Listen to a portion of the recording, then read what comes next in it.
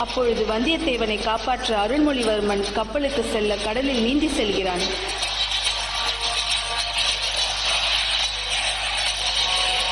கப்பலில் தீப்பற்றி எரிகிறது.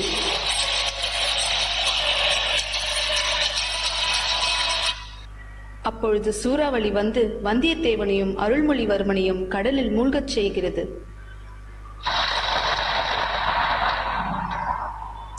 அதை பார்த்த பூங்குழலியும் ஊமை ராணியும் அவர்களை காப்பாற்ற செல்கிறார்கள்.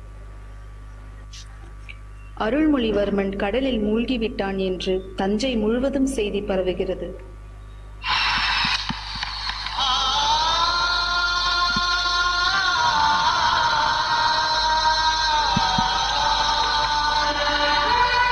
தஞ்சையே சோகத்தில் மூழ்குகிறது.